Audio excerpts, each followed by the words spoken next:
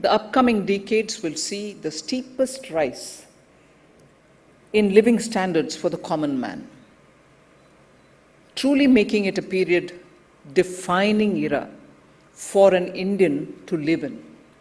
This is being achieved with declining inequality, as the Gini coefficient for rural India's numbers declined from 0.283 to 0.266.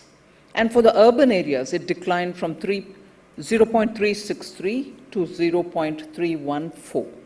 I expect these improvements to continue as the effects of the last 10 years of economic and structural reforms manifest more thoroughly in the data in the coming years as the COVID shock fades away from the economy.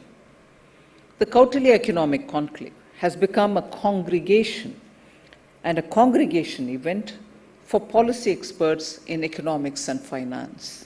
As India strives towards Viksit Bharat, we require thought leaders and experts such as yourselves to guide policy making. From a policy standpoint, India's economic rise in the coming decades will be unique in a few ways. First, while India will continue to grow over the decade, the global backdrop is no longer the same. In the early 2000s, emerging markets like China grew relatively more easily due to a favorable global trade and investment climate. This poses a potential challenge and an opportunity for India, while simultaneously pushing for diplomacy and cooperation, as we did during our G20 presidency.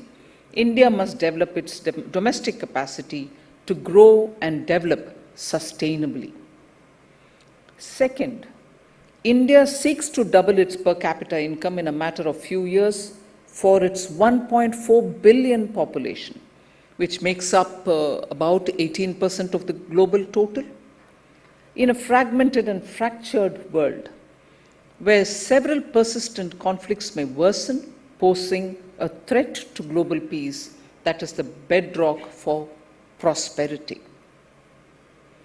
Third, the development journey will have to contend with the twin challenges of dealing with the legacy emissions of the developed world and managing India's energy transition. The balancing act requires a whole-of-government approach and contextualized solutions unique to India. Moreover, India's energy demand and energy use practices have something to offer to the world, such as the food to feed balance.